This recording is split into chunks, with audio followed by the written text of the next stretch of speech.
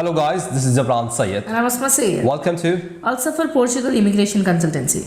If you're new to the channel, please let me tell you that we are a registered Portugal immigration consultancy based in Lisbon और हम लोग वो लोग का काम करते हैं जो कि पोर्चुगल आना चाहते हैं, चाहे D2 पे हो, D7 पे हो, जॉब सीकर पे हो, स्टूडेंट बेस पे हो, उन लोग की हम लोग मदद करते हैं, सर्विस प्रोवाइड करते हैं। और ये चैनल पे लेकिन हम लोग इन्फॉर्मेशन फ्री में देते हैं।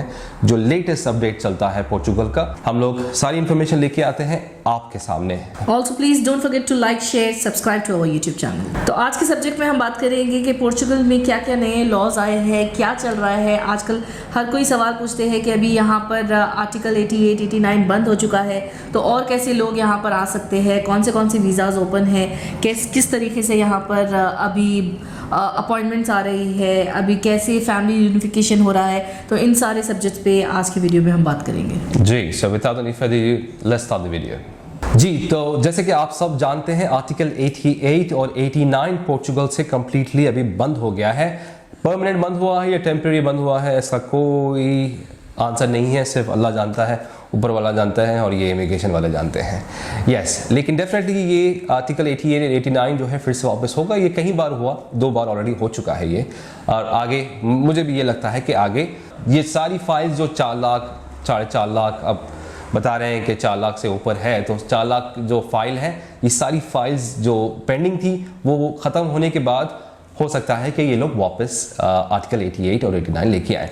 आर्टिकल 88, 89 एक बहुत ही इजी इमिग्रेशन प्रोसेस था जो कि एक्चुअली लोगों को हजम भी नहीं हो रहा था। कई सारे लोग जो यहाँ पे आ रहे थे, जो कस्टमर्स हमारे आ रहे थे, जो व्यूअर्स हमारे जो लोग बात कर रहे थे कि ऐसा कैसा हो सकता है कि हम शेंगन पे आए, वहाँ पे आके एक्सप्रेशन ऑफ इंटरेस्ट आर्टिकल 88 में करें या आर्टिकल 89 में करें, या अपना एक ट्रेड लाइसेंस ले, या फिर अपनी एक एक्टिविटी खोले, या फिर एक जॉब कॉन्ट्रैक्ट वगैरह खरीदे, या फिर जॉब सर्च करने के बाद वहाँ से जो कॉन्ट्रैक्ट मिलता है वो कॉन्ट्रैक्ट लगा के अपनी एक्सप्रेशन ऑफ इंटरेस्ट करके और यहाँ पे लीगल रह सकते हैं। अब लोगों को देखिए उसकी अहमियत समझने आ गई कि लोग आ रहे हैं यहाँ पे, शेंजन वीज़े पे आ रहे हैं, कुछ भी काम नहीं हो रहा है, ओवर स्टे हो रहा है, इलीगल स्टे हो रहा है। तो ये नहीं था। तो आर्टिकल 88, 89 में एक बहुत बड़ा फ़ायदा ये था कि आपको लीगली काम करना या स्टे करना अलाउड था जब आप अपना एक्सप्रेशन ऑफ इंटरेस्ट करते थे, क्योंकि आप ये करने के बाद अपने TRC कार्ड के लिए वेट करते थे। पहले जो होता था, कुछ साल पहले होता था, 6 महीने के अंदर अंदर TRC कार्ड आ जाता था। फाइल्स जैसे जैसे इंक्रीज होने लगे, पेंडिंग होने लगे, और ये लोग बहुत ही लेट लतीफ़ और बहुत ही सुकून से काम करने वाले और बहुत ही काम लोग हैं, तो ये बहुत आहिस्ता आहिस्ता करते करते, और हम लोग जो है इंडिया, पाकिस्तान, नेपाल, बांग्लादेश और कई सारे अरब कंट्रीज से जो गरीब अरब कंट्रीज़ के जो लोग हैं, वो लोग यहाँ पे आ गए थे। वो होते होते फिर 1 लाख हो गया, 1 लाख से 2 लाख हो गया, उसके बाद फिर टाइम हो गया 1 साल TRC के लिए, फिर आहिस्ता आहिस्ता और फाइल बढ़ने लगी, तो फिर हो गया टाइम 1.5 साल, फिर और फाइल बढ़ने लगी, तो अब टाइम आ गया था 2 से 2.5 साल के लिए। तो ये अभी कम्प्लीटली आर्टिकल 88, 89, क्योंकि इनकी बहुत बदनामी हो रही थी, कई सारे अथॉरिटीज़ हैं यहाँ पे, कोर्ट की तरफ से, यूरोपियन यूनियन का भी प्रेशर आ रहा था, वो रीज़न से इनको ये 88, 89 का बंद करना पड़ा, मेरे ख्याल से टेम्परेरी। अब दूसरा जो चल रहा है, जो यहाँ पे चल रहा है, जो कि ऑलरेडी चल रहा था, ये कई साल से चल रहा था, वो है D टाइप कैटेगरी, सारे D1, D2, D3, 4, 5, 6, 7, 8, 9, जो भी D टाइप के जो वीज़ाज हैं वो ऑलरेडी ओपन है। मसला लेकिन ये है अभी राइट नाउ, बिकॉज कई सारे लोग जो शेंगन पे आने वाले थे उन्होंने, और कई सारे लोग जो आ रहे थे D टाइप पे, वो ऑलरेडी ही उनके अपॉइंटमेंट्स थे कॉन्सुलेट से, एम्बेसी से, VFS के थ्रू, इंडिया, पाकिस्तान या फिर अपनी रेसिडेंट कंट्रीज से जो लोग आ रहे थे। कंप्लीटली अभी 4 महीने, 5 महीने, 6 महीने तक भी अलग अलग जगहों पे अपॉइंटमेंट्स अवेलेबल नहीं है। उसके बारे में एक्चुअली आज हम बात करने के लिए आए हैं, इस बारे में, इस सिलसिले में, जो लोग अब D टाइप में या स्टूडेंट बेस पे या फिर जॉब सीकर पे आना चाह रहे हैं, उनके बारे में बात करते हैं। जी, आर्टिकल 89, 88 बंद होने के बाद अब आयमा के ऊपर प्रेशर है कि अब और केसेस तो आपके पास नहीं आ रहे हैं, तो लिहाजा जो पेंडिंग केसेस है उसको जल्द से जल्द सॉल्व करे। तो अभी ये हो रहा है कि मैन पावर बहुत आ रहा है, बहुत सारे लोग अपॉइंट हो रहे हैं आयमा ऑफिस में, इनकी इमिग्रेशन सर्विस में बहुत सारे न्यू वर्कफोर्स आ रही है, नए लोग को अपॉइंट कर रहे हैं, ताकि ये जो प्रोसेस इतना डिले हो रहा था वो थोड़ी सी जल्दी और जल्दी हो उसमें, क्योंकि इनके ऊपर बहुत ज़्यादा प्रेशर हो रहा है। ऊपर से ये प्रेशर आ रहा है कि अभी आपके पास और नए केसेस आ रहे नहीं हैं, तो लिहाजा आपको यही केसेस को जल्द से जल्द सॉल्व करने हैं और इनको बहुत ज़्यादा वार्निंग दी जा रही है कि ये जो TRC है जल्द से जल्द सबकी मिले और अपॉइंटमेंट्स ओपन हो। फैमिली रीयूनिफिकेशन का जो है ये भी बहुत सारे लोग बेचारे तंग हैं, अपनी फैमिली को नहीं बुला सक रहे हैं, अपॉइंटमेंट्स ही नहीं खुलती, तो कैसे आगे बढ़े प्रोसेस। तो इसीलिए सारी चीज़ों का प्रेशराइज हो रहा है, वर्कर्स अपॉइंट किए जा रहे हैं। तो ये अभी आजकल की ये जो लेटेस्ट अपडेट है यही है कि प्रोसेस थोड़ा सा इस जो रुका हुआ था वो फास्ट हो गया। अच्छा, तो मकसद तो यही था एक्सप्रेशन ऑफ इंटरेस्ट खत्म करने का कि जो पेंडिंग फाइल्स थी जो हम नाम आपको बता रहे थे, उसका मतलब ये है कि जो पेंडिंग फाइल्स थी वो खत्म करें। अब जो एम्प्लॉयज़ है और जो वर्कफोर्स और बढ़ने वाला है उनको ये इंस्ट्रक्शंस है कि जल्द से जल्द पेंडिंग फाइल्स ख़त्म करे और जिसके TRC आने थे, बायोमेट्रिक्स होनी थे, जो जिसके पैसे ऑलरेडी इन्होंने ले लिया है, वो चीज़ें अब होने वाली हैं। अच्छा, कई सारे लोग उसमें अब सेकंड कैटेगरी है। ये लोग तो वो लोग हैं जिसकी ऑलरेडी पेमेंट वगैरह हो गई क्योंकि ये लोग टैक्स वगैरह पे कर रहे थे। अब सेकंड कैटेगरी ये है जिसने एक्सप्रेशन ऑफ इंटरेस्ट कर लिया, अब उनको जॉब चाहिए या उनको जॉब कॉन्ट्रैक्ट चाहिए बिकॉज दे हैव टू पे देयर टैक्सेस।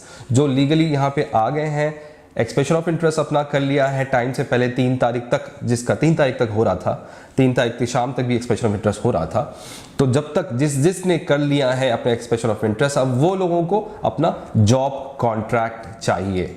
एक तो जॉब ढूंढ लीजिए, जॉब नहीं मिलती है तो अच्छी तरह से पता है। अब आप एजेंसीज या कंपनीज वगैरह जाइए और वहाँ पे जॉब कॉन्ट्रैक्ट्स की मांग करिए और जॉब कॉन्ट्रैक्ट्स खरीदिए। ये इंकरेज हम डेफिनेटली नहीं करते हैं, लेकिन at the end you need to pay your taxes, right? You have to pay your taxes. अच्छा, जिसने एक्सप्रेशन ऑफ इंटरेस्ट कर लिया वो अपना बिजनेस भी शुरू कर सकता है। अब आपने एक्सप्रेशन ऑफ इंटरेस्ट कर दिया, चाहे 88 में किया या 89 में किया, आप ट्रेड लाइसेंस खरीद सकते हैं, अपनी एक्टिविटी खुला सकते हैं या जॉब कॉन्ट्रैक्ट खरीद सकते हैं।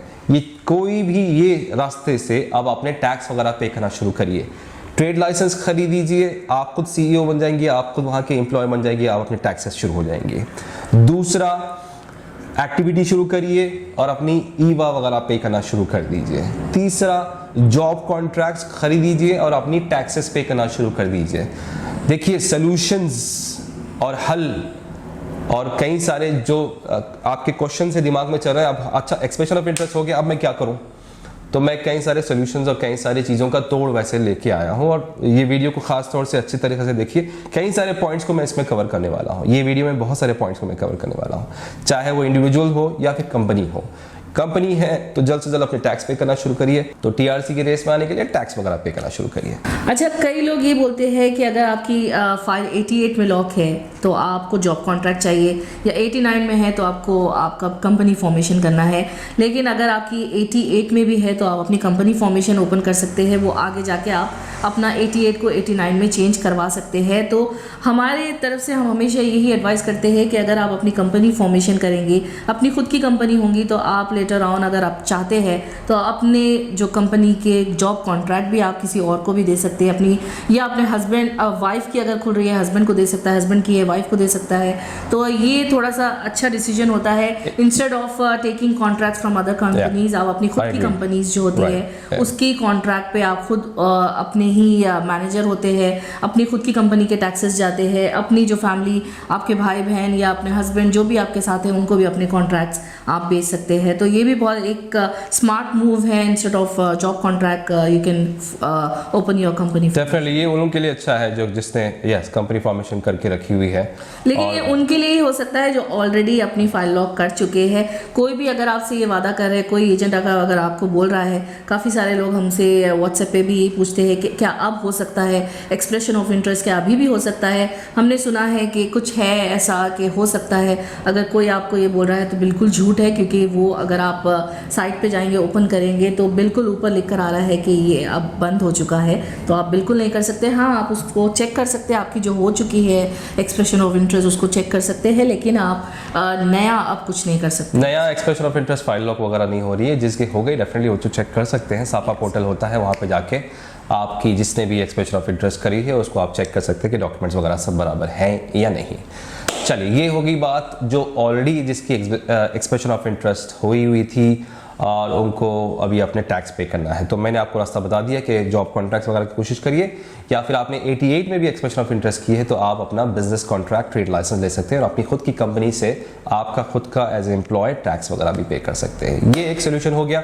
दूसरा, अब जो डी टाइप जो या फिर जॉब सीकर पे और स्टूडेंट पे आने वाले हैं जो इंडिया पाकिस्तान या फिर जीसीसी कंट्रीज़ में जिसको अपॉइंटमेंट नहीं मिल रहे हैं, बहुत जल्द से जल्द अब वो अपॉइंटमेंट्स खुलने वाले हैं।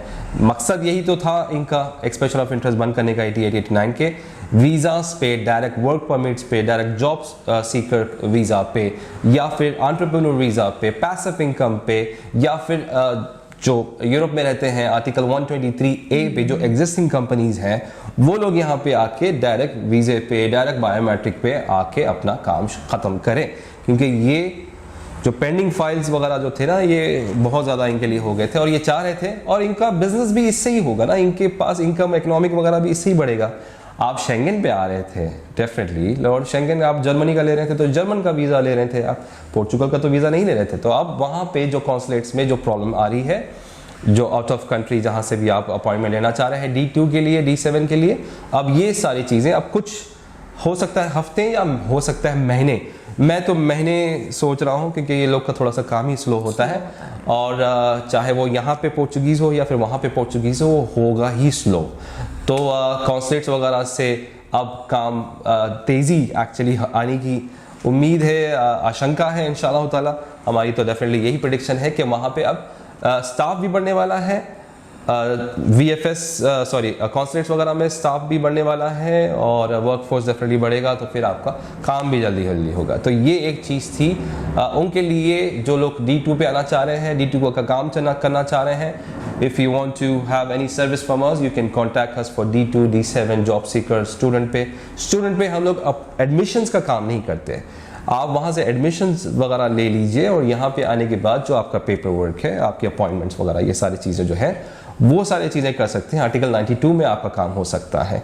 ये जो एडमिशन वाला जो काम होता है यूनिवर्सिटी वगैरह का या स्कूल का वगैरह, ये काम हम नहीं करते, ये सर्विस नहीं पकड़ते। डेफिनेटली हम लोग एडवाइस कर सकते हैं कि क्या करना है, कैसा करना है, लेकिन हम करते नहीं हैं। बेहतर है आप खुद करें।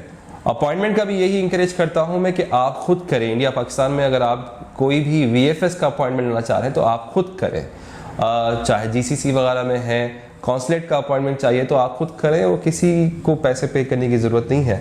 तो मैं ज़्यादातर इंकरेज ये करता हूँ और ज़्यादातर हमारी कोशिश ये होती है कि कम से कम खर्चे में आपका काम हो जाए। अच्छा, और एक चीज़ थी, लोग समझ रहे हैं एक्सप्रेशन ऑफ इंटरेस्ट खत्म हुआ, आर्टिकल 88-89 खत्म हो गया, तो NIF और NIS भी खत्म हो गया।